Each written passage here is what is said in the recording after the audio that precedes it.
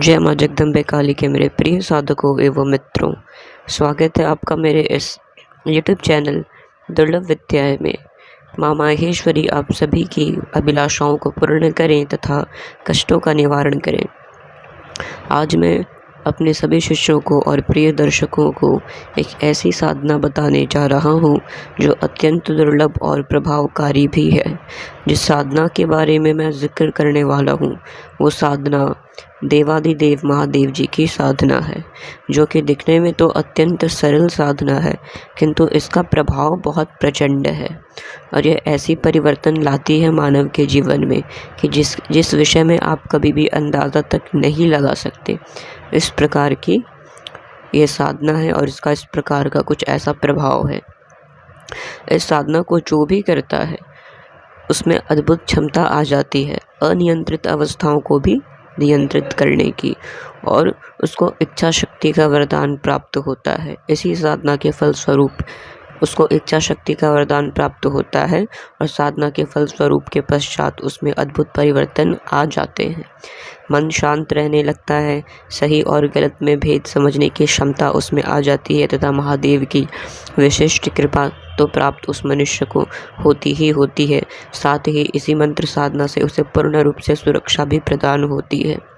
साथ ही इस साधना को मानव को अपने जीवन का एक अहम हिस्सा बना करके ही जप करना चाहिए, क्योंकि इस मंत्र साधना में कोई नियम कानून आसन दिशा पहर मुहूर्त का कोई भी किसी भी प्रकार से बंधन नहीं है। समझ रहे हैं बात को? आप इस मंत्र को चलते फिरते भी स्मरण कर सकते हैं, कोई समस्या वाली बात नहीं है। किंतु फिर भी मैं यही कहना चाहूँगा कि आप इस मंत्र का आप अपने दैनिक जीवन में पूजन कक्ष में आसन बिछा करके और पूर्व दिशा की तरफ मुख करके और भगवान शिव के नाम से शुद्ध घी का दीपक प्रज्वलित करके और 2 अगरबत्ती जला करके तथा रुद्राक्ष की माला से या लाल या पीली चंदन की माला से 11 माला आप हर दिन इस मंत्र का जप करेंगे, जो मंत्र मैं बताऊंगा, और महादेव का ध्यान करते हुए अच्छे से इस मंत्र का जप करेंगे तो आपको इसका सकारात्मक परिणाम अवश्य ही प्राप्त होगा अपने जीवन में। ठीक है, जिस भी घर में इस मंत्र का जप होगा वो घर पूर्ण रूप से सुरक्षित रहेगा तथा घर के सदस्य भी पूर्ण रूपेण सुरक्षित ही रहेंगे। साथ ही उस घर में किसी भी प्रकार की अभिचार कर्म नहीं हो सकेगी, क्योंकि महादेव स्वयं रक्षा करेंगे और मंत्र का जाप करने वाला साधक स्वयं महादेव के सानिध्य में रहेगा। ठीक है, मैं जो साधना बता रहा हूँ उसका नाम है रक्षा कारक पाशुपत मंत्र। ठीक है ना, पाशुपति अर्थात पशुओं के पति, जो पशुओं को नियंत्रित करने की क्षमता रखते हैं, जो अनियंत्रित पशुओं को भी नियंत्रित करने की क्षमता रखते हैं। आपने चरवाहों को देखा होगा, गाय के और भैंसों के झुंड भी आपने देखे होंगे। उसमें से बहुत सारे नियंत्रित होते हैं और कुछ एक ऐसे भी होते हैं जो अनियंत्रित होते हैं, अपनी अलग ही चाल में चलते हैं। उनको नियंत्रित करने की क्षमता रखने वाला व्यक्ति ही एक अच्छा चरवाहा अर्थात पशुपति बन सकता है। तो यह संपूर्ण सृष्टि भी पशुओं से भरी हुई है, जिसमें मानव सबसे विकसित पशु है। अमीबा से लेकर के वायरस तक सब कुछ एक किस्म का पशु ही है। इन सब के अधिपति, इन सब को नियंत्रित करने की क्षमता रखने वाले पशुओं के अर्थात भगवान शिव ही हैं। समस्त पशुओं के पशुपति भगवान शिव ही हैं, जो सबको नियंत्रित करते हैं। उनका सबसे तेजस्वी मंत्र जो है पाशुपत मंत्र है।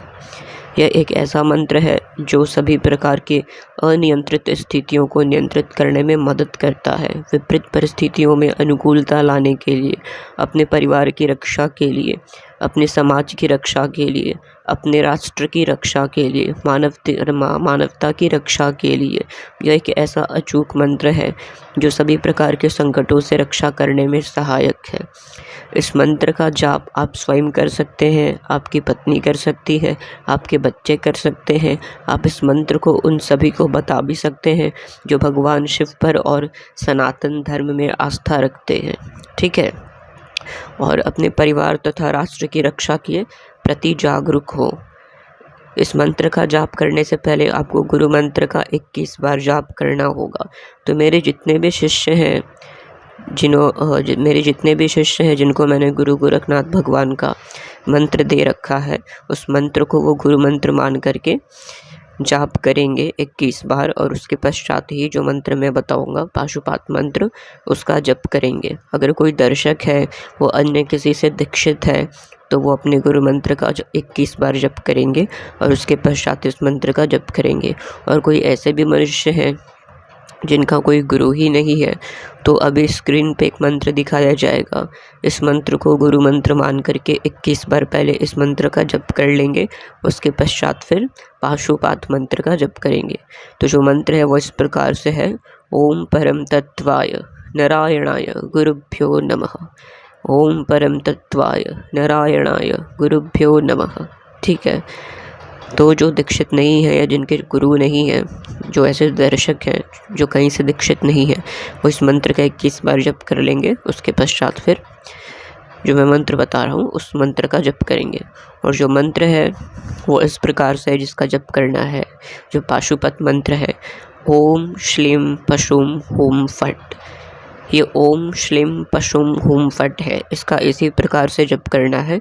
बहुत से लोग इसका जप ओम श्लिंग पशुंग हुंग फट भी करते हैं, दोनों में अंतर बता दूं।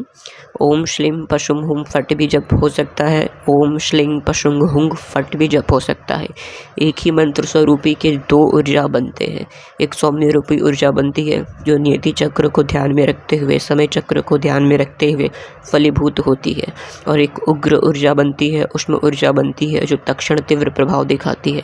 और एक गृहस्थ व्यक्ति के लिए सौम्य ऊर्जा ही पर्याप्त है, जो संतुलित ऊर्जा एक बननी चाहिए।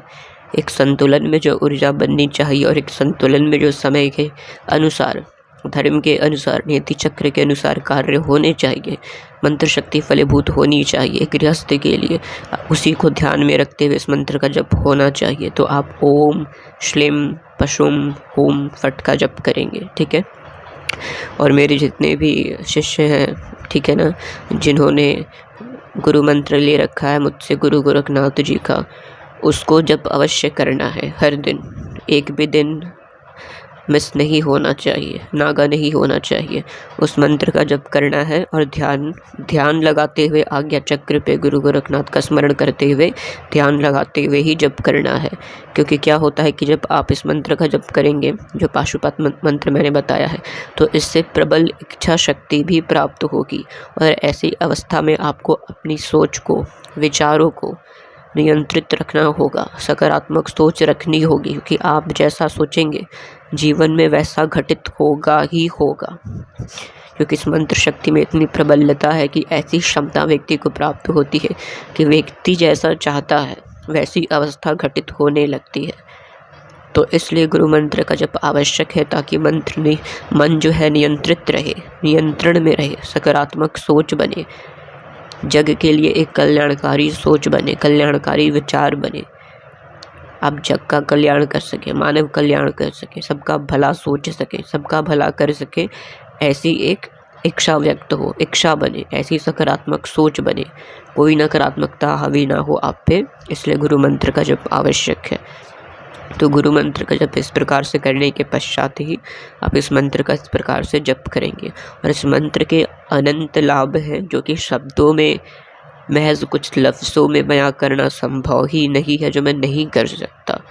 किंतु इसका दूसरा पार्ट अवश्य मैं बनाऊंगा। ठीक है, अगर कोई बात किसी को समझ नहीं आई होगी, कमेंट बॉक्स में मुझसे पूछ लेंगे, मैं बता दूंगा। ठीक है, मैं मिलता हूँ अगले वीडियो में किसी गुप्त अन्य जानकारी और शुद्ध मंत्रों के साथ। तब तक के लिए जय माँ जगदम्बे काली के।